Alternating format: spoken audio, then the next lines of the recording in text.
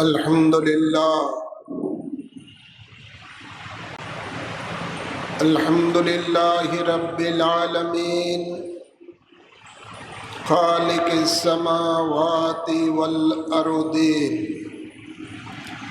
والصلاة والسلام على سيد الأنبياء والمرسلين ورحمة للعالمين وشفيع المذنبين وسراج السالكين ومصباح المقربين وخاتم النبيين سيدنا ومولانا ومرشدنا محمد وعلى آله وأصحابه أجمعين أما بعد فأعوذ بالله من الشيطان الرجيم بسم الله الرحمن الرحيم يا أيها الذين آمنوا أطيعوا الله وأطيعوا الرسول وأولي الأمر منكم وقال الله تعالى أيضا ما آتاكم الرسول فخذوه وما نهاكم عنه فانتهوا إن الله وملائكته يصلون على النبي يا أيها الذين آمنوا صلوا عليه وسلموا تسليما اللهم صل على سيدنا مولانا محمد سيدنا محمد اللهم صل على سيدنا محمد وعلى آل سيدنا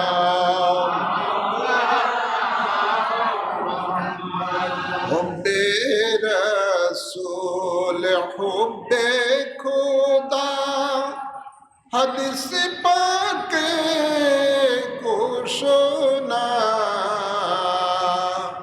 নবীজিকে ভালোবাসলে জান্নাত হবে ঠিকানা আল্লাহুম্মা সাল্লি আলা সাইয়্যিদিনা মাওলানা মুহাম্মদ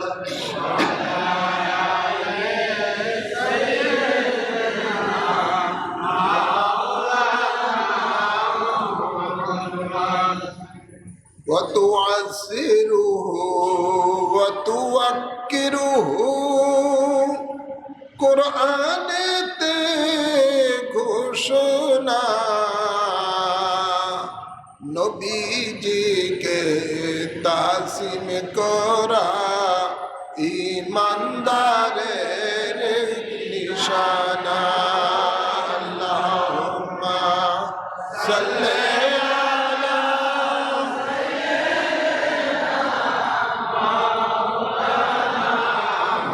محمد وعلى آل سيدنا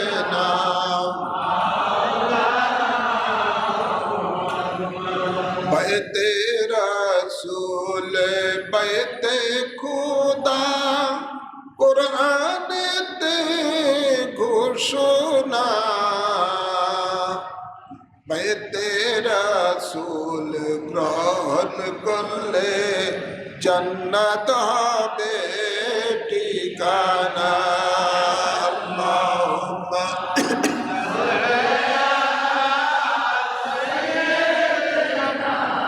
মাওলানা মুহাম্মদ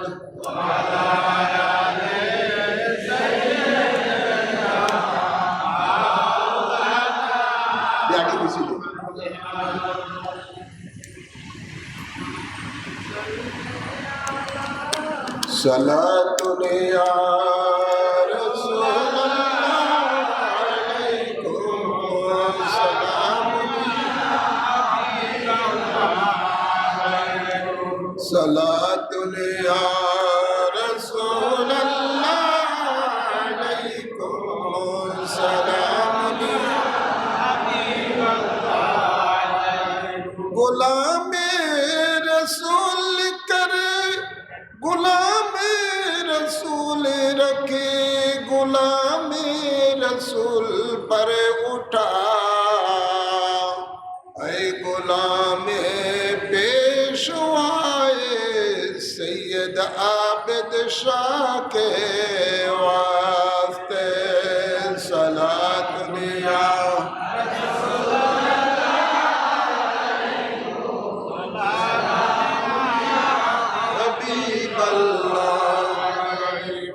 সম্মানিত মুসল্লিয়ানে কেরাম,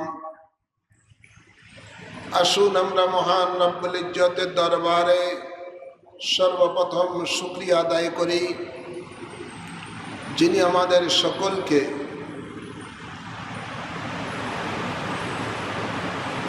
ঐতিহ্যবাহী ইমামে রব্বানী দরবার শরীফে বাইতুল মুকাদ্দাস জামে মসজিদের মাঝে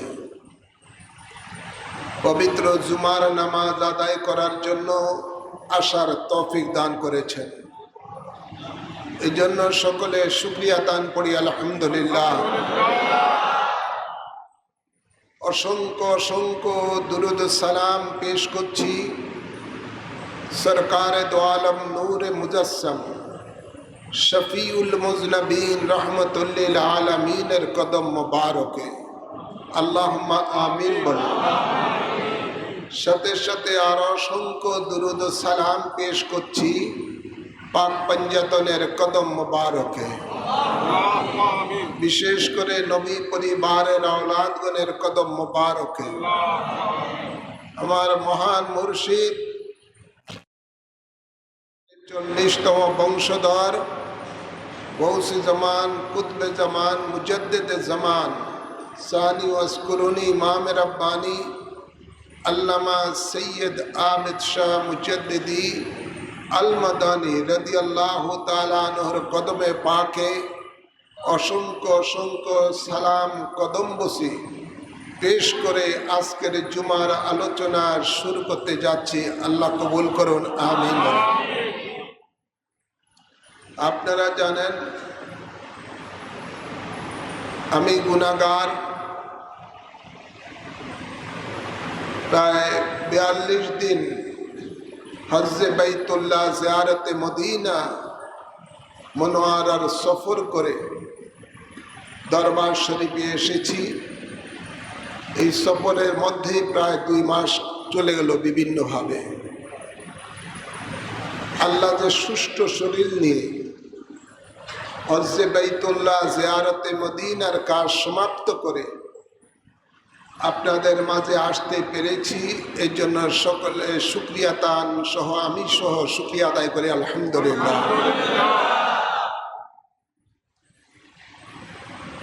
মদিনা মুনওয়ারার এবং হজের সফর এবছর আলহামদুলিল্লাহ এ নিয়ে প্রায় 26-27 বার হয়ে গেছে। আল্লাহ আপনাদেরকে যাওয়ার তৌফিক দান করুন। আমার সাথে প্রতি বছরই বেশ কিছু আশিকান যান, হজ করে থাকেন সহিভাবে আরামে আলহামদুলিল্লাহ বলেন। আজকে একজন এখানে আছে, একজন না 2 জন আছে আমার সাথে হজ করেছেন এই বছর, ওই একজন আছে। তো আপনারা যারা হজে যাবেন আগের থেকে আমার সাথে যোগাযোগ করবেন, যাতে করে সহিভাবে হজটা আরামের সহিত করা যায়। কথা বলছেন? অনেকে যায় ওয়াহাবিদের সাথে বাতিলদের সাথে, যেয়ে তারা হজ বরবাদ করে আসে। আল্লাহ হেদায়েত দান করুন। আমি আমার খুতবার মাঝে পবিত্র কালামে পাক থেকে 2টি আয়াতে করিমা তেলাওয়াত করেছি। সে আয়াত কারিমার আলোকেই সংক্ষিপ্ত আকারে আলোচনা পেশ করব। আল্লাহ কবুল করুন, আমিন বলেন। আজ আপনারা যারা সচেতন রয়েছেন দেশের মধ্যে, আপনারা দেখতে পাবেন মিডিয়ার ফেসবুকের মধ্যে এমন কতগুলো বিধ্বংসী কথাবার্তা বলা হয়, ইমান বিধ্বংসী কথাবার্তা বলা হয়, যেগুলো মানুষ অতীতে কখনো শুনে নাই, কখনো শুনে নাই। এখন একটা নতুন করে গ্রুপ বের হয়েছে, নবীকে বাদ দিয়ে শুধু কোরআন মানতে চায়, হাদিস মানতে চায় না। আছে না নাই? শুধু এর মধ্যে এমন কতগুলি কথাবার্তা বলে যেগুলো জীবনে কখনো মাদ্রাসার দরজার দিয়েও ঘুরে নাই, বারিন্দা দিয়েও ঘুরে নাই। এগুলো ফতুয়াবাজি করে থাকে ফেসবুকের মধ্যে, যে হাদিস মানা যাবে না, হাদিস মানা যাবে না। আরেক গ্রুপ তো আছে, এখন বলেই দেয় যে আমরা যে নামাজ পড়ি এই নামাজ কোনো ইসলামের মধ্যে নাই, কোরআনে নামাজের কথা নাই, নামাজ নাই, 5 ওয়াক্ত যে নামাজ আমরা পড়ি। এইভাবে নানা ধরনের কথাবার্তা, নবী পাকের সামনে জঘন্যভাবে কথাবার্তা, আহলে বায়তে রাসূলগণের সম্বন্ধে জঘন্য কথাবার্তা ইদানিং কালে খুব বেশি ফেসবুকের মধ্যে দেখা যায়। আল্লাহর নবী 1500 বছর পূর্বে যে ভবিষ্যৎবাণী করেছিলেন যে আমার উম্মতের এমন একটি সময় আসবে, জ্বলন্ত কয়লা হাতের তালুতে রাখলে যেমন কষ্টকর হবে, ঈমান রাখা তেমন কষ্টকর হয়ে যাবে। আজকের সেই জমানা মনে হয় যেন চলছে। ঈমান রাখা বড় কঠিন অবস্থা হয়ে গেছে। নবীকে মাইনাস করতে চাচ্ছে, নবীকে মাইনাস করলে, নবীকে বাদ দিলে ইসলামের মধ্যে আর কিছুই থাকে না। এটা সুদূর প্রসারী একটা ইহুদি নাসারাদের ষড়যন্ত্র। মুসলমানের ভিতরে ইহুদি নাসারারা ঢুকে মুসলমানের লেবাস পরে, মুসলমানের নাম ধারণ করে তারা ইসলামের মধ্যে অনৈক্য সৃষ্টি করার জন্য, ইসলামকে ধ্বংস করার জন্য আজকের এই ষড়যন্ত্র। তাদের একটাই মিশন, রসুলে পাকের উপরে আঘাত করা। রসুলে পাকের উপরে আঘাত করলে ওটা ইসলামটাই শেষ হয়ে যায়। আল্লাহ তাবারক ওয়া তাআলা কোরআনে পাকে ইরশাদ করেন, হে ঈমানদারগণ, তোমরা আল্লাহ এবং রসুলের ইতাআত করো, তাবেদারি করো। ওয়া উলিল আমর, তোমাদের মধ্যে যারা ন্যায়পরায়ণ বাদশা রয়েছে, তোমাদের মধ্যে যারা ইসলামের পণ্ডিত যারা ধারণ, পণ্ডিত যারা যারা ইসলামের জ্ঞান ধারণ করেছেন, কোরআন সুন্নাহর জ্ঞান যাদের মধ্যে রয়েছে, যে হক্কানি রব্বানি পীর মাশায়েখ আউলিয়া কেরামগণ, মযহাবের ইমামগণ, এরা হলো উলিল আমরের মধ্যে অন্তর্ভুক্ত। তাদের তাবেদারি করো। ইদানিং কালে আরেকটা গ্রুপ বের হয়েছে, মযহাব মানে না। কি মানে না? এক গ্রুপ হাদিস মানে না, আরেক গ্রুপ বের হয়েছে মযহাবি মানে না, যেটাকে আহলে হাদিস বলা হয়, সালাফি বলা হয়। এরা মানুষকে এমন ভাবে বুঝাচ্ছে যে রসুল পাকের জমানায় কোনো মযহাব ছিল না, সাহাবায়ে কেরামের জমানায় মযহাব ছিল না, তাবিঈনের কোনো জমানায় মযহাব ছিল না, এখন নতুন করে মযহাব, এটা কোনো, তারা চরমভাবে আমাদের মযহাবের ইমাম আবু হানিফা রহমতুল্লাহ সম্বন্ধে তারা যা তা কথাবার্তা ব্যবহার করে থাকে। অথচ মযহাব মানা, এটা ইসলামের দৃষ্টিতে, হাদিসের দৃষ্টিতে মযহাব মানা এটা ওয়াজিব। চার মযহাবের এক মযহাব মানা ওয়াজিব। আল্লাহর হাবিব ইরশাদ করেন, ইত্তাবিউ সুআদুল আযম ফাইন্নাহু মান শাজ্জা শুজ্জা ফিন নার। তোমরা সুআদুল আযমের অনুসরণ করো, যেহেতু সুআদুল আযমের অনুসরণ যারা করবে না তারা জাহান্নামী। সুআদুল আযম কি? অধিকাংশ মুসলমান যেই পথে মতে রয়েছেন সেটাকে বলা হয় সুআদুল আযম। তো অধিকাংশ মুসলমান পৃথিবীর মধ্যে কেউ হানাফি মজাবে, কেউ শাফি মজাব, কেউ মালিকি মজাব, কেউ আম্বলি মজাব, এই চার মজাবের যেই কোনো একটি মজাবের মধ্যে যারা এসে গেছেন, তখনই আইম্মায়ে মুজতাহিদিন ফতোয়া দিয়েছেন যে চার মজাবের যেই কোনো একটি মজাব মানা ওয়াজিব, হাদিসের আলোকে ওয়াজিব। আপনারা যারা দেখবেন হজে যান, কেউ বুকের উপরে হাত বাঁধেন, কেউ নাভির উপরে হাত বাঁধেন, কেউ নাভির নিচে হাত বাঁধেন নামাজের সময়, কেউ একবার হাতই ছেড়ে দেন, আছে না নাই? এখানে এক একটি মজহাবের এক এক নিয়মে তারা নামাজ পড়ে থাকেন। হজের মধ্যে দেখা যায় ডাইনে আমি বেঁধেছি একরকম নামাজের মধ্যে হাত বাঁধা, আমার ডাইনে আরেক রকম, পায়ে আরেক রকম, এমন আছে না নাই? কেউ মজহাবের কেউ ইমাম যখন সূরা ফাতিহা বলে তখন কেউ জোরে আমিন বলে, আবার যারা হেরেমের মধ্যে ইমাম আছেন কেউ আবার আস্তে আমিন বলেন, আছে না নাই? তো শাফি মালিক এসব মজহাবের মধ্যে আপনার ইমাম যখন কেরাত পড়বে তখন আমিন, সূরা ফাতিহা শেষ করলে আমিন জোরে বলে, এটা তাদের মজহাবের। কিন্তু আমাদের হানাফি মজহাবের নির্দেশনা হলো যে আমিন আস্তে বলতে হবে। আমিন কি বলতে হবে? আস্তে বলতে হবে। এখন আপনারা কেউ জানেন তাদের সন্তানেরা বিদেশে যায় বা হজে যায়, এমনও দেখেছি, আমার সাথে এবছর হজে গেছেন জামাতে, আমি আরাফা, মিনা, মুজদালিফা যেখানে গিয়েছে আল্লাহর রহমতে সকলে ইজ্জত করে আমাকে ইমামতির দায়িত্ব দেয়, সব জায়গায় ইমামতি আমিই করি। কিন্তু অনেক সময় দেখা যায় আমার পিছনেও বাঙালি হাজিরাও অনেকে আমিন করে, জোরে আমিন করে বলে, আছে না না?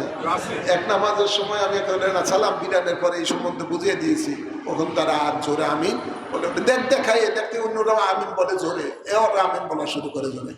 আমাদের বাংলাদেশের মধ্যে এরকম দেখবেন যারা বিদেশে হতে যায় বা কাজ করতে যায়, বিদেশ থেকে আসার পরে দেখা যায় তারা এইভাবে আমিন বলে। আমার এক নাতি দেখা করতে আসছে দাম্মাম থেকে মদিনা শরীফে, ওর বাপ একদম কঠিন দরবারে ভক্ত ছিল, মারা গেছে, চিনবা, বাচ্চু মিয়া, রামনগরে। তো ওর ছেলের সাথে ও আমার সাথে একসাথে নামাজ পড়তেছে, ও দেখি দি বুকের পরে এখানে এভাবে হাত টানছে এবং জোরে ও আমিন কয়, আমার সাথে নামাজ পড়ছিল। তা না, আমি না বলে, তোমার আব্বাই কি এভাবে নামাজ পড়ছে? না। তা তুমি এভাবে পড়ো কেন? এখন ওই দেশে চাকরি করতে গেছে, চাকরি করে দেখতে অন্য এইভাবে পড়ে, তারাও এইভাবে শুরু করছিলেন। তো এই জিনিসটা খেয়াল রাখতে হবে। আল্লাহ বলেন যে হে ঈমানদারগণ, আতিউল্লাহ ওয়া আতিউর রাসূল ওয়া উলিল আমরি মিনকুম, তোমরা তাবেদারি করো আল্লাহর, তাবেদারি করো রসুলের, তাবেদারি করো উলিল আমরের। আর এই উলিল আমরের মধ্যে আমাদের মজহাবের ইমামগণ রয়েছে। আল্লাহ কবুল করুন, আমিন বলেন। তো মজহাব মানা এটা হাদিস, আল্লাহর কোরআন অনুযায়ী নির্দেশ রয়েছে, হাদিসে পাক অনুযায়ী বলেছেন ইত্তাবিউ সুয়াদুল আযম ফাইন্নাহু মান সাজ্জা সুজ্জা ফিন্নার। এই সোয়াদুল আজমের অনুসরণ করার জন্য আল্লাহর হাবিব নির্দেশ দিয়েছেন। সুতরাং এই সোয়াদুল আজম হলো অধিকাংশ মুসলমান যে পথে রয়েছেন সেটাকে অনুসরণ করার নামই হলো সোয়াদুল আজম। আর বাংলা পৃথিবীর মধ্যে অধিকাংশ মুসলমানই, খুব কম সংখ্যক লামজাবি রয়েছে, সালাফি রয়েছে যারা মজহাব মানে না। কিন্তু পৃথিবীর মধ্যে আপনি যখন হজে যাবেন দেখবেন অধিকাংশ মুসলমান কেউ হানাফি মজহাব অনুযায়ী নামাজ পড়ে, কেউ মালিকি মজহাব অনুসারে নামাজ পড়ে, কেউ হাম্বলি মজহাব অনুসারে নামাজ পড়ে, কেউ শাফি মজহাব অনুযায়ী নামাজ পড়ে। প্রত্যেক মজহাবি আহলে সুন্নাত ওয়াল জামাতের আকীদা রাখে, সুবহানাল্লাহ বলেন না? প্রত্যেক মজহাবি সহি মজহাব। এখন আসুন, আল্লাহ কোরআনে পাকে আর ইরশাদ করেন, মা আতাকুমুর রাসূলু ফাকুযুহু ওয়া মা নাহাকুম আনহু ফান্তাহু। আল্লাহ বলেন, আমার রাসূল যা তোমাদের জন্য দিয়েছেন তাহা তোমরা গ্রহণ করো, আমার রাসূল যা তোমাদেরকে দেন নাই তা তোমরা কি করো? বর্জন করো। তো রাসূলে পাক সাল্লাল্লাহু আলাইহি ওয়াসাল্লাম এই আরাফার ময়দানের মধ্যে বিজয় হজের যে তিনি খুতবা দিয়েছেন, 1 লক্ষর অধিক সাহাবায়ে কেরামদেরকে সামনে নিয়ে যে খুতবাটা তিনি দিয়েছেন, ওই খুতবার মধ্যে তিনি উল্লেখ করেছেন, উম্মত আমি তোমাদেরকে 2টি জিনিস দিয়ে যাচ্ছি। একটি হলো আল্লাহর কোরআন, আরেকটি হলো আমার সুন্নাহ। এই 2টি জিনিসকে যারা আঁকড়ে ধরবে তারা কখনো পথভ্রষ্ট হবে না, তারা কখনো জাহান্নামী হবে না। যেখানে সহিহ হাদিসের দ্বারা প্রমাণ, রাসূলের পাকের নির্দেশ, আল্লাহর হাবিব তিনিও ঘোষণা দিচ্ছেন, মান তারাকা সুন্নতি ফালাইসা মিন্নি, আমার আদর্শকে, আমার সুন্নাহকে যারা ছেড়ে দিয়েছেন তারা আমার উম্মত নয়। আর আল্লাহর হাবিব বলেন, আমি উম্মত তোমাদের কাছে 2টি জিনিস দিয়ে যাচ্ছি, একটি কোরআন আর একটি হলো আমার সুন্নাহ। এই 2টি জিনিসকে যারা অনুকরণ করবে তারা কখনো পথভ্রষ্ট হবে না। এখন এক শ্রেণীর মানুষ সমানে ফেসবুকের মধ্যে প্রোপাগান্ডা ইদানিংকালে শুরু করে দিয়েছে যে হাদিস মানা যাবে না। আর রাসূলে পাক সাল্লাল্লাহু আলাইহি ওয়াসাল্লাম তিনি যে আমাদেরকে দ্বীন দিয়েছেন, আমাদেরকে ইসলাম দিয়েছেন, ইসলাম যে আমাদেরকে দিয়েছেন এটা কিভাবে আমরা মানব, কিভাবে ইসলামের অনুকরণ করব? যে দ্বীন আল্লাহর মনোনীত দ্বীন, ইন্না দ্বীন ইনদাল্লাহিল ইসলাম, আল্লাহর নিকটে মনোনীত দ্বীন হলো একমাত্র ইসলাম। এই ইসলামকে আমরা কিভাবে মানব, কিভাবে অনুকরণ করব? আল্লাহ তাবারক ওয়া তাআলা কোরআনে পাকের ইরশাদ করেন, লাকাদ কানা লাকুম ফি রাসূলিল্লাহি উসওয়াতুন হাসানা। সুবহানাল্লাহ বলেন না? যে তোমাদের জন্য রয়েছে আমার রাসূলের আদর্শই শ্রেষ্ঠ আদর্শ, আমার রাসূলের নীতি হলো শ্রেষ্ঠ নীতি, সেটাকে তুমি অনুসরণ করো। আর রাসূলে পাক সাল্লাল্লাহু আলাইহি সাল্লামের নীতি আদর্শটাই হলো ইসলাম। ইসলাম এখন ফেসবুকের সমানে ছড়ানো হচ্ছে যে কোরআনে কোনো নামাজের কথা নাই, 5 ওয়াক্ত নামাজ পড়বো এটা নাই। ইদানিংকালে খুব বেশি জোরাসরে কতগুলি লোক এই ধরনের প্রচার প্রপাগান্ডা করে থাকে। এখন কোরআনে পাকে আল্লাহ বলেছেন, আকিমুস সালাত, তোমরা নামাজ কায়েম করো। নামাজ কিভাবে পড়তে হবে? নামাজ এটা পারসি শব্দ, উর্দু শব্দ, বাংলাতেও ব্যবহার হয় নামাজ শব্দ। কোরআনে পাকে রয়েছে সালাত। তো আকিমুস সালাত, তোমরা নামাজ কায়েম করো। কিভাবে করতে হবে, কত ওয়াক্ত পড়তে হবে, এটা কিন্তু কোরআনে পাকের মধ্যে ডাইরেক্ট নাই। কোরআনে পাকে ডাইরেক্ট নাই। এই যে আমরা এখন জুমার নামাজ পড়ছি, কোরআনে পাকে জুমা আছে, ইজা নুদিয়াতিস সালাতি মিন ইয়াউমিল জুমআতি ফাসআউ ইলা যিকরিল্লাহ। কোরআনে পাকে জুমার কথা, জুমার নামাজের কথা আছে। কত রাকাত পড়বো সেটা উল্লেখ, জোর বলেও না আছে নাকি? শুধু উল্লেখ নাই। নামাজটা কিভাবে পড়বো, রুকু কিভাবে করব, সেজদা কিভাবে পড়বো, রুকুতে কি পড়বো, সেজদা কি পড়বো, নামাজ কিভাবে আদায় করব, কোরআনে পাকের মধ্যে এই ধরনের বিস্তারিত কোনো কিছুই নাই। যাই তবে আপনাকে, যার মাধ্যমে আমরা কোরআন পেয়েছি, যার মাধ্যমে আমরা ইসলাম পেয়েছি, যাকে অনুসরণ করার জন্য আল্লাহ কোরআনে পাকে বারবার বলেছেন, কোথায় আল্লাহ কোরআনে পাকে বলে নাই আতিউল্লাহ? কোথায় কোরআনে পাকে কথা বলে নাই যে আমার ইতাআত করো? আজকে যারা হাদিস রেখে দিয়ে, বাদ দিয়ে হাদিসের বিরোধিতা করে, নবীর সুন্নাহর বিরোধিতা করে, শুধু কোরআনের কথা বলে, কোরআনে 6666 আয়াত, কোনো একটি আয়াতের মধ্যে আল্লাহ বলে নাই আতিউল্লাহ। এই শব্দ শুধু একমাত্র আল্লাহ বলে, এটা কোথায় বলে না যে আমার ইতাআত করো? যত জায়গায় আল্লাহ আতিউল্লাহ বলেছেন তত জায়গায় আল্লাহ আতিউর রাসূল বলেছেন। আতিউল্লাহ ওয়া আতিউর রাসূল। আল্লাহ বলেন আমার তাবেদারি করো, আমার রাসূলের তাবেদারি করো। কোরআনে পাকের মধ্যে আপনি যদি দেখেন, কোরআনে পাকে আল্লাহ তাবারক ওয়া তাআলা এক জায়গায় বলেন যে আমার তাবেদারিও লাগবে না, আমার রাসূলের তাবেদারি যারা করবে ওই তাবেদারিটাই আমি আল্লাহর তাবেদারি হয়ে যাবে। আল্লাহ ইরশাদ করেন মাইয়ুতি রাসূলা ফাকাদ আতা আল্লাহ। যারাই রাসূলের ইত্তেবা করেছেন, যারাই রাসূলের তাবেদারি করেছেন, যারাই রাসূলের হুকুম পালন করেছেন, ওই পালনটাই পক্ষান্তরে আল্লাহর পালন হয়ে যাবে। নবীকে বাদ দিয়ে আজকে যারা আল্লাহর কথা বলতে চায় এরা পক্ষান্তরে ইহুদি নাসারাদের দালাল, এরা ইসলামের শত্রু, নবীকে বাদ দিতে চায়। রাসূলে পাকের জামানার মধ্যে একদল ইহুদিরা নাসারারা বলতেছে হে মুহাম্মদ তোমাকে মানি না, আমরা আল্লাহকে মানি। যেহেতু ইহুদিরা আল্লাহকে মানে, খ্রিস্টানরাও আল্লাহকে মানে, তোমরা তোমাকে মানি না, আমরা তোমার আগে থেকে আল্লাহ রাসূলকে আল্লাহকে মানতেছি। তারা আল্লাহর মানার কথা বলে। তখনই আল্লাহ তাবারক ওয়া তাআলা জিবরাইল আমিনকে পাঠিয়ে দিলেন, ও জিবরাইল যাও আমার হুকুম নিয়ে যাও, কুল ইন কুনতুম তুহিব্বুনাল্লাহ ফাত্তাবিউনি ইউহিব্বুকুমুল্লাহ। এই আয়াত নিয়ে যাও আমার বন্ধুকে বলো ওদেরকে যেন এই জবাব দিয়ে দেয় যারা শুধু আল্লাহকে মানতে চায়, রাসূলকে মানতে চায় না।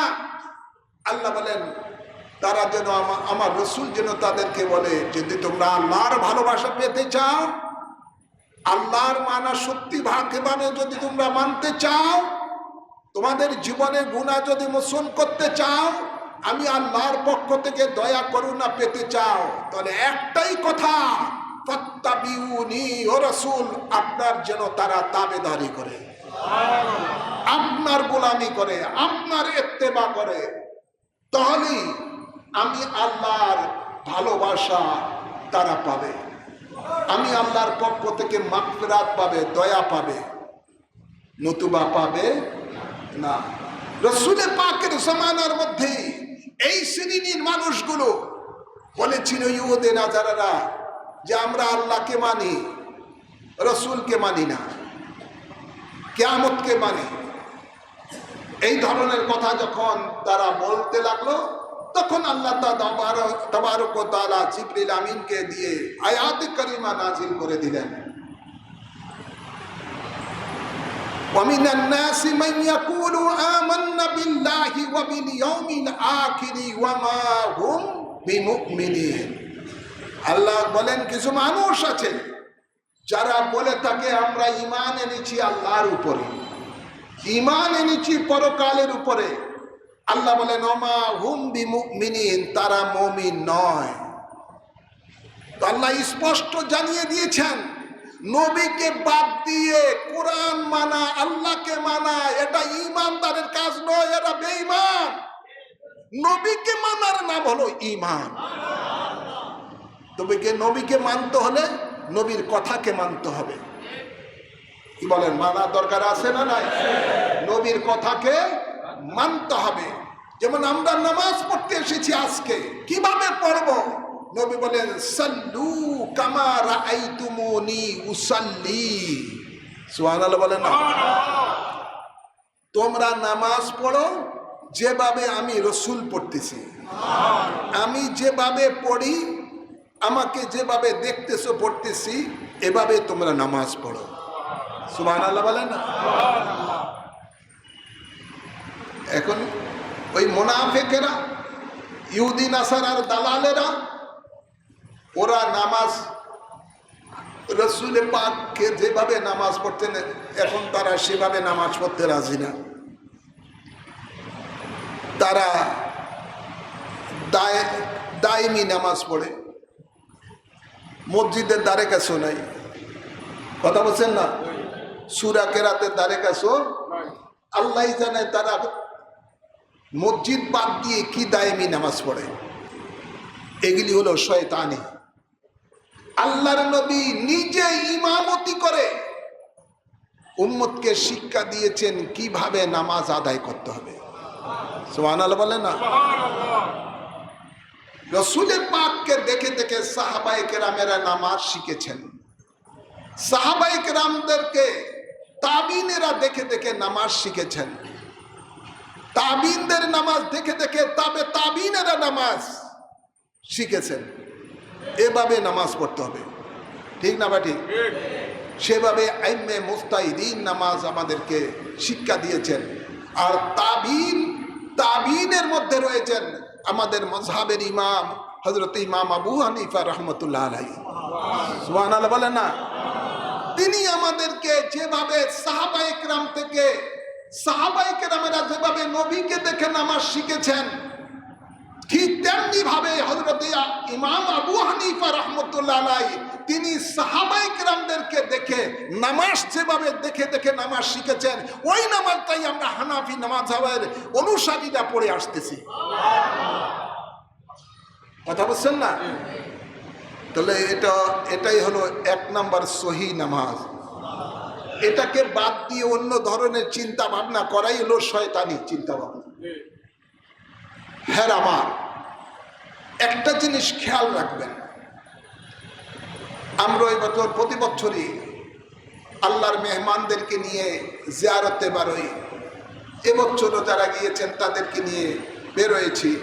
আমরা হাজিদেরকে দেখিয়েছি এটা হলো জাবালে নূর।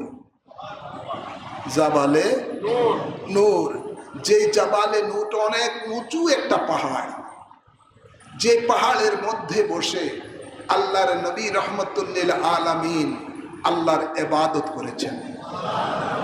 মা খাদিজাতুল কুবরা রাদিয়াল্লাহু তাআলা আনহা দয়াল নবীর ওই পাহাড়ের চূড়ায় প্রতিদিন ওনার খাওয়া দাওয়া নিয়ে যেতেন। সুবহানাল্লাহ বলেন না। 40 দিন দয়াল নবী সেখানে বসে বসে আল্লাহর ইবাদত করেছেন। সেখানের মধ্যেই সর্বপ্রথম কোরআন নাজিল হয়েছে, ইকরা বিইসমি রাব্বিকাল্লাযী খালাক। এই আয়াতে কারিমা নাজিল হয়েছে, আর সেই থেকে কোরআন অবতীর্ণ শুরু হয়েছে। এই জন্য ওই পাহাড়কে বলা হয় জাবালে নূর, যেহেতু কোরআনে পাকে আল্লাহ কোরআনকে নূর বলেছেন। কি বলেছেন? وأنزلنا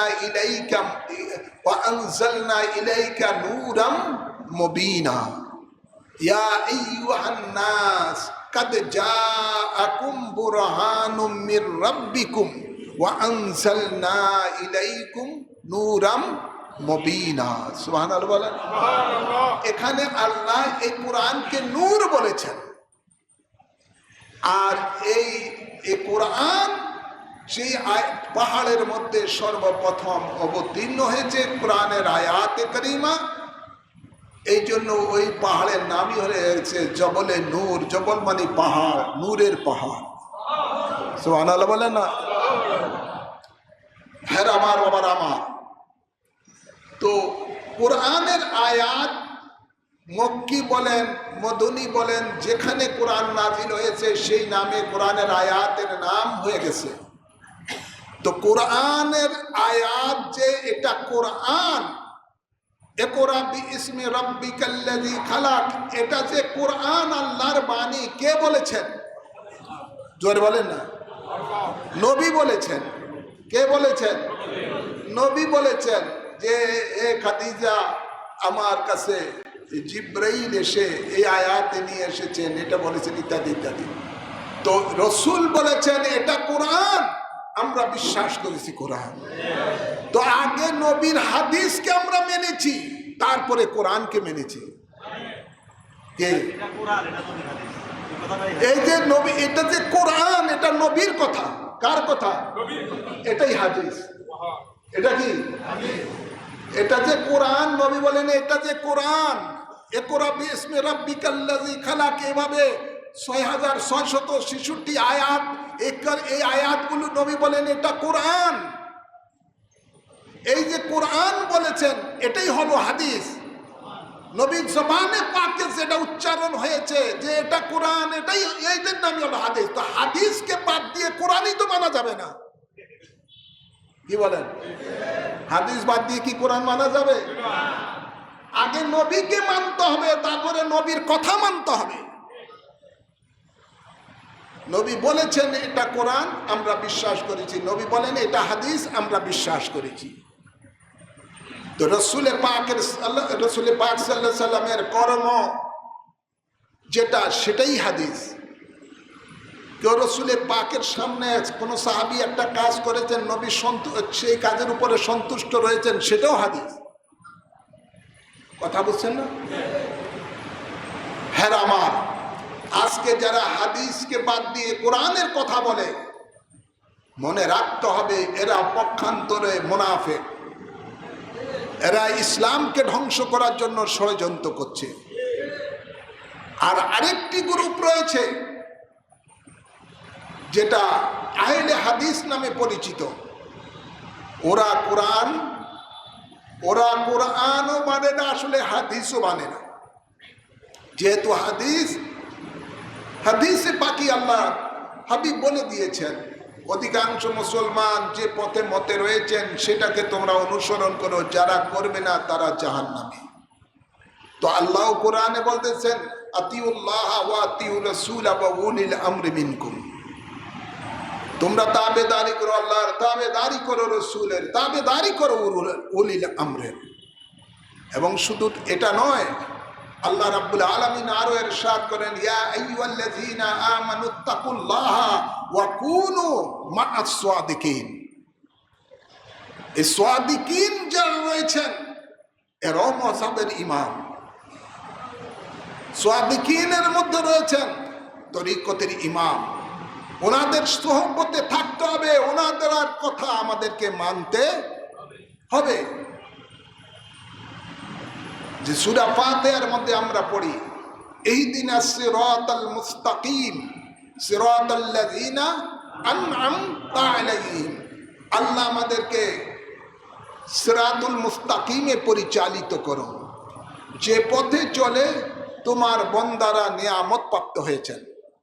ঠিক না বাড়ি? জোর বলেন না? তো আল্লাহর নিয়ামত প্রাপ্ত কারা হয়েছেন? অন্য আয়াতে আল্লাহ বলেন আল্লাযীনা আন'আমাল্লাহু মিনান নাবিয়্যিনা ওয়াস-সিদ্দিকিনা ওয়াশ-শুহাদায়ে ওয়াস-সালিহিন ওয়া হাসুনা উলাইকা রাফিকা। সুবহানাল্লাহ বলেন। আল্লাহর নিয়ামত প্রাপ্ত কারা? আল্লাহ বলেন তারা হলো নবীগণ, সিদ্দিকগণ, শহীদগণ এবং সালিহিনগণ। সুবহানাল্লাহ বলেন। এই সালিহিনগণ যারা রয়েছেন এরা আল্লাহর নিয়ামত প্রাপ্ত বান্দা। এবং আমরা সূরা ফাতিহার মধ্যে এটাই বলি ইহদিনাস সিরাতাল মুস্তাকিম, আল্লাহ আমাদেরকে সিরাতুল মুস্তাকিমে পরিচালিত করো।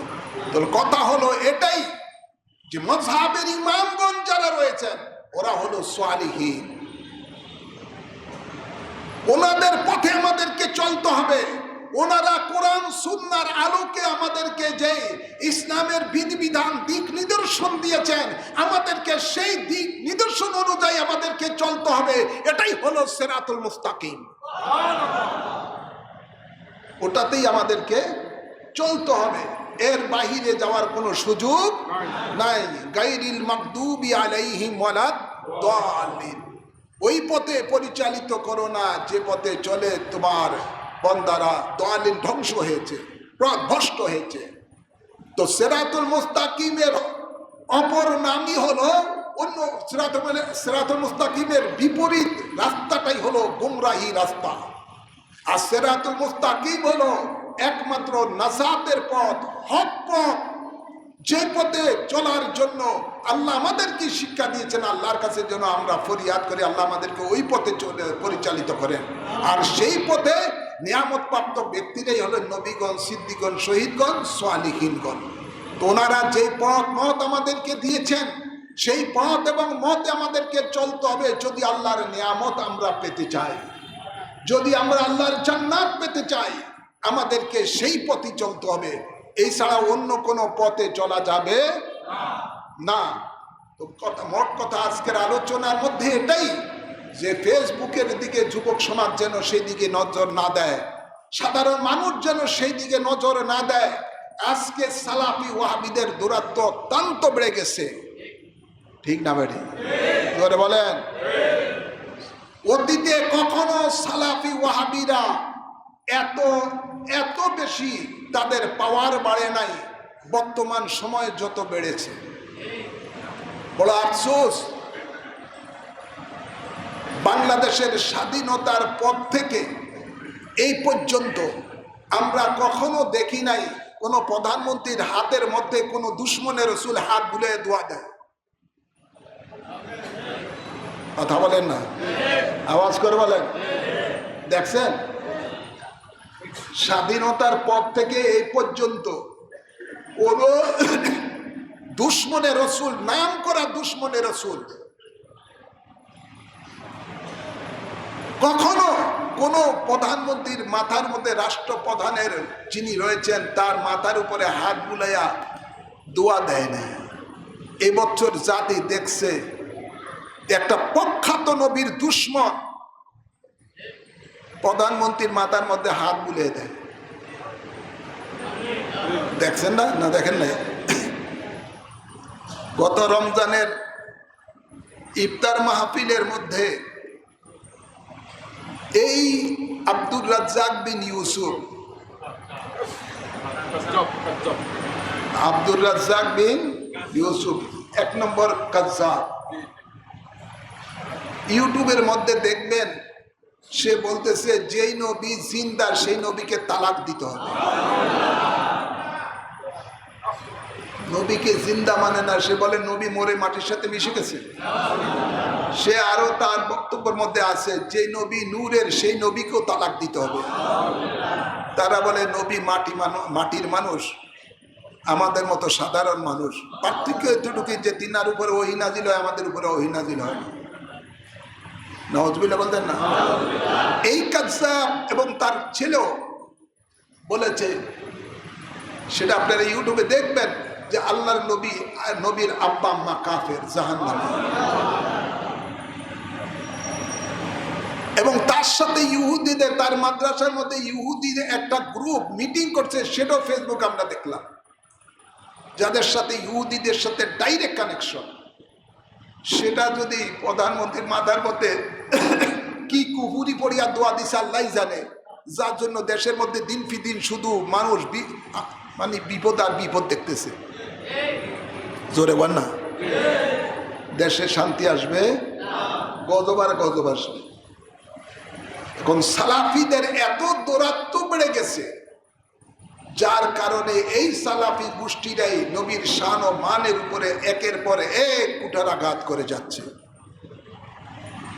আরেকটা হলো শেখ আহমদুল্লাহ, আছে না? না, এটারও দেখলাম স্টেজে, এবং এটারও পরবর্তীতে ডাক দিয়ে না প্রধানমন্ত্রী তার থেকে পরামর্শ নেয় জাকাত কেমনে দিয়ে হইত। এখন জাকাত বোর্ডের সে মা বাপ বানিয়ে দিয়েছে তাকে। কাট্টা সালাফি। কোথায় যাবেন? বর্তমান ইসলামিক ফাউন্ডেশনের নতুন করে ডিজি বানিয়েছে, দেবন মাদ্রাসা থেকে লেখাপড়া করে কাট্টা সালাফি হবে। আপনারা শবে বরাত মানেন, ফাউন্ডেশন থেকে দেখবে নোটিশ আসবে শবে বরাতের ইবাদত বন্ধ, যাওয়া যাবে না। ইসলামিক ফাউন্ডেশন ডিজি সেই হলো মা বাপ। বাংলাদেশের মধ্যে যত মডেল মসজিদগুলো করা হয়েছে সব তার আন্ডারে, 500 550 উপরে যারা আছে, যতগুলো আপনার ইসলামী বইপত্র যত কিছু আছে ছাপানো, সব ইসলামী ফাউন্ডেশনের থেকে ছাপানো হয়। যতগুলো জাতীয় মসজিদ আছে সব ইসলামী ফাউন্ডেশনের আন্ডারে চলে। এখন ইসলামী ফাউন্ডেশন যাদের থেকে আপনারা ইসলাম শিখবেন, যেই ফাউন্ডেশন আপনাদেরকে ইসলামের দিক নির্দেশনা দিবে, সেই ইসলামী ফাউন্ডেশনে যখন নবীর দুশ্মন ডিজি বসে যায়, সেখানে মানুষের ইমান, এদেশের সুন্নি জনতার মানুষের ইমান কোন দিকে যাবে, আমল কোন দিকে যাবে? ওরা শবে বরাত মানে না, ওরা ঈদ মিলাদুন নবী মানে না, ওরা উরুস ফাতিহা মানে না, ওরা নামাজের পরে মুনাজাত মানে না, ওরা জানাজার পরে মুনাজাত মানে না, মিলাদ কিয়াম মানে না বলতে নবীর সুন্নত আহলে সুন্নাত ওয়াল জামাতের আকীদা অনুযায়ী যত অনুষ্ঠান আছে সব তারা সেগুলো বিরোধিতা করে। যখন রাষ্ট্রীয়ভাবে যদি এই ধরনের কোনো নোটিশ আপনার মধ্যে এসে যায়, আপনি কোন দিকে যাবেন? শিক্ষিত সমাজ কোন দিকে যাবে? শিক্ষিত সমাজ তো ইসলাম ফাউন্ডেশন কি বলে তাই তারা অনুসরণ করে থাকে। আমার সাথে অনেকেই বিরোধিতা করে থাকেন, কিন্তু আপনারা সুদূর প্রসারী কোনো চিন্তা করেন না। মনে করেন যে বর্তমানে অনেকে মনে করে যে ঢেবরা গ্রাম বা খাট্টা গ্রাম বা বীরবাই গ্রাম বা অত্র এলাকাটাই হলো বাংলাদেশ। এটা নিয়ে চিন্তা করলে চলবে না। ইমামে রব্বানী দরবার শরীফের দায়িত্বে আমি গুনাহগার রয়েছি, শুধু এটা নিয়ে নয়, আইনে সুন্নাত ওয়াল জামাতের আমাদের যে আকীদার সংগঠন মজলিসে খাসের সর্বোচ্চ ফোরামের মধ্যে যে ফোরাম রয়েছে সেটার মধ্যে আমি রয়েছি 1 নম্বরে, এবং ইসলামিক ফ্রন্ট বাংলাদেশ কোরআন সুন্নাহর সমাজ ব্যবস্থা কায়েমের যে সংগঠন সেটা চেয়ারম্যান। সুতরাং আমাকে কথা বলতে হবে গোটা বাংলাদেশ নিয়েই, শুধু গোটা বাংলাদেশ নয়, সারা বিশ্ব নিয়ে আমাকে কথা বলতে হয়। কেউ যদি চুনুপুটির মতো যদি ফুটফুট করে দোকানের মধ্যে বসে বসে এটা সমালোচনা করে, এদের জ্ঞানের পরিধি, এরা আমার সম্বন্ধে তাদের জ্ঞান নাই। এরা মনে করে যে এই ঢেররা গ্রামের এই হুজুরে আছে, আর কোনো নাই। সারা বাংলাদেশে আমি গুনাহগারকে চিনি, সারা বাংলাদেশের পীর মাশায়েখগণ আমি গুনাহগারকে চিনি, সম্মান করে। যত রাজনীতি বড় বড় নেতারা দল আছে, সমস্ত দলের নেতারাও আমি গুনাহগারকে চিনি। তা আমাকে কথা বলতে হবে গোটা জাতি নিয়ে, গোটা সুন্নিয়তকে নিয়ে আমাকে কথা বলতে হবে। আমি এটাই বলবো, আজকে যে সালাফি ওয়াহাবিরা যে দূরত্ব বেড়েছে, অতীতে কখনো এত দূরত্ব তাদের বাড়ে নাই, বর্তমান সময়ে যা বেড়েছে। তো আমাদেরকে সকল সুন্নি মনা যারা সত্যিকার রূপে আমরা নবীর প্রেমিক দাবি করি, আমাদেরকে দলের ঊর্ধ্বে গিয়ে, সকল দল মতের ঊর্ধ্বে গিয়ে সুন্নিয়তকে প্রাধান্য দিতে হবে। আমাদেরকে ইমানের প্রাধান্য দিতে হবে। ইমানের সামনে আমাদের কোনো দল নাই, কোনো মত নাই, কোনো ব্যক্তি নাই। ইমান হলো আমাদের সবচেয়ে বড় জিনিস। ইমান রক্ষার জন্য আমাদেরকে সকলকে এক কাতারে দাঁড়াতে হবে। আজ আপনারা দেখেন, একের পর এক আল্লাহর ওলিগণের মাজার যে হামলা করছে, ভাঙচুর করছে, যত কিছু হচ্ছে, আপনারা সেগুলোকে দেখেন না। গত 2-3 দিন আগে চোখে দেখে দেয়, আপনারা যারা মিডিয়ার মধ্যে সচেতন, শাহজালাল রহমতুল্লাহ আলাইহির মাজার, শাহপরান রহমতুল্লাহ আলাইহির মাজার 700 বছর ধরে এক নিয়মে খাদেমের মাধ্যমে সেগুলো উরুস ফাতিহা ইত্যাদি করে আসতেছে। জোরে বলেন না? এই কালকেও আমাদের দরবারে প্রায় 4-5টা বাস এলাকা থেকে মনে হয় বাবা শাহজালালের মাজারে গেছেন, এখানে জিয়ারত করে তারা দান। শাহজালাল রহমতুল্লাহ আলাইহির মাজার এবং শাহপরান রহমতুল্লাহ আলাইহির মাজারকে এখন সম্পূর্ণরূপে ওয়াহাবিরা নিয়ন্ত্রণ নিচ্ছে। গত 3 দিন আগে সিলেট প্রশাসকের একটা মিটিং হয়েছে, সেখানে সমস্ত কওমি মাদ্রাসা, শাহজালাল রহমতুল্লাহর পাশে যে কওমি মাদ্রাসা রয়েছে, এভাবে সিলেটে যত কওমি মাদ্রাসা রয়েছে, যত হেফাজতি কমিটি রয়েছে, যা কিছু রয়েছে, এদের সব নেতাদেরকে নিয়ে ওই আপনার এই মাজারের খাদিমদেরকে নিয়ে বসে তারা একটা মিটিং করেছে। মিটিংয়ের মধ্যে সিদ্ধান্ত হয়েছে এটাই যে এখন থেকে মাজারের যত আয় ব্যয় ইত্যাদি এগুলো তারা এখন সম্পূর্ণ তারা একটা কমিটি করে ওই কমিটি নিয়ন্ত্রণে নিয়েছেন, এবং এই কমিটি মধ্যে সম্পূর্ণরূপে রয়েছে এই সালাফি ওয়াহাবিদের প্রধান, তারা কমিটির মধ্যে রয়েছেন। এখন তারা এই মাদ্রাসার এই জিয়ারতকারীদের যত কিছু আছে, এদের এই যা দান বাক্সে দেয় ইত্যাদি সব কিছু উরুসে নজর টজর ইত্যাদি যা আছে, এগুলি সব এই কওমি মাদ্রাসায় উন্নয়নে যাবে। কথা বুঝছেন না? এভাবে আস্তে আস্তে বাংলাদেশের মধ্যে যতগুলো আল্লাহর ওলিদের মাজার রয়েছে, প্রসিদ্ধ সবগুলি এখন কওমিদের এই সালাফিদের নিয়ন্ত্রণে নিয়ে যাচ্ছে। সেখানের মধ্যে তাদের মতের লোক দিয়ে উরুস মাহফিলে বক্তব্য দিবে। কথা বলছেন না? তাদের লোক দিয়ে সব কিছু হবে। ওই খাদেমারা চুপচাপ পুতুলের মতো বসে থাকবে, কিছু যদি দেয় তলে পাইবে। এভাবে আস্তে আস্তে সমস্ত দরবার বাজারগুলো সব ওয়াহাবি সালাফিদের নিয়ন্ত্রণে নিয়ে যাচ্ছে। কোথায় আমরা রয়েছি? আর আমরা এখানে কিছু সুন্নিরা আছেন, তারা কি বলবো আপনার এখনো ঘুমের মধ্যে আছে। এখনো কিসের মধ্যে আছে? ঘুমের মধ্যে আছে। হাকি দেশ কোন দিকে চলে যাচ্ছে সেদিকে নজর নাই। তাই আপনাদের সকলকে এটুকুই বলবো, হেরামার বর্তমান অবস্থা অত্যন্ত ভয়াবহ অবস্থা। দেশের অর্থনীতি অত্যন্ত করুণ অবস্থা।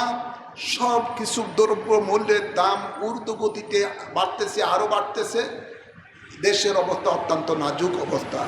অন্যদিকে আমাদের দিন ধর্ম সুন্নিয়তকে ধ্বংস করার জন্য যা যা দরকার সালাফি জামাতি ওয়াহাবিরা সেগুলো করে যাচ্ছে। সরকারের মাথার মধ্যে লবণ রেখে তারা সেখানে এখন বড়ই খাচ্ছে, যা আপনারা যা কিছু বলেন সেগুলো তারা যা কিছু করছে সব গুটে গুটে খাচ্ছে। এখন সুন্নিয়তের ভবিষ্যতে বড় অন্ধকার। তা আপনাদের সকলকে বলবো, দেশ ও জাতির উদ্দেশ্যে বলবো, সকল তরিকতপন্থী সকল মযহাবের অনুসারীরা আপনারা সকলে ঐক্যবদ্ধ হয়ে শক্তিশালী প্ল্যাটফর্ম গঠন করুন এবং ইনশাআল্লাহ এদেশের মেজরিটি পার্সেন্টই হলো মযহাবের অনুসারী, কোনো না কোনো মযহাবের অনুসারী, কোনো না কোনো তরিকতের অনুসারী। কাদেরি হোক, সৃষ্টি হোক, নকশবন্দি হোক, মুজাদ্দিদিয়া তরিকা হোক, হানাফি মযহাব হোক, শাফি মযহাব হোক, মালিকি মযহাব হোক, হাম্বলি মযহাব হোক, চার মযহাব, চার তরিকত সমস্ত কিছু হক। এই হক দলের অনুসরণকারীদেরকে সকলকে ঐক্যবদ্ধ হতে হবে এবং এই ঐক্যবদ্ধ হয়ে এই বাতিলদের আপনার বিষ দাঁত ভেঙে দিতে হবে। এর জন্য আমাদেরকে মাঠে ময়দানে কাজ করতে হবে, রাজপথে আন্দোলন করতে হবে। এই ছাড়া কোনো বিকল্প পথ নাই। আল্লাহ বলেন, ওয়াতাসিমু বিহাবলিল্লাহি জামিআন ওয়া লা তাফাররাকু, তোমরা ঐক্যবদ্ধভাবে আমার রুজুকে, আমার দ্বীনকে তোমরা আঁকড়ে ধরো, তোমরা বিচ্ছিন্ন হইও না। সুতরাং ফেসবুকের নতুন নতুন কথা আসবে, সেগুলির দিকে আপনারা বিভ্রান্ত হবেন না। সালাফি ওয়াহাবিদের জামাতি মৌলবীদের ভ্রান্ত মতবাদের কথা আপনারা শুনবেন না। আহলে সুন্নাত ওয়াল জামাত ইসলামের সঠিক রূপরেখা আকীদা, এই আকীদার উপরে থেকেই আপনার পূর্বপুরুষ যেই মতে পথে দ্বীন ইসলামের কার্যকলাপ চালিয়েছেন, আমাদের সে মযহাবের ইমামগণ, তরিকতের ইমামগণ ইসলামের যে দিক নির্দেশনা আমাদেরকে দিয়েছেন, আমাদেরকে সেভাবেই চলতে হবে। তাহলেই আমরা পরকালে আল্লাহর জান্নাত লাভ করতে পারব। আল্লাহ কবুল করুন, আমিন বলেন। ওমা আলাইনা ইল্লাল বালাগ।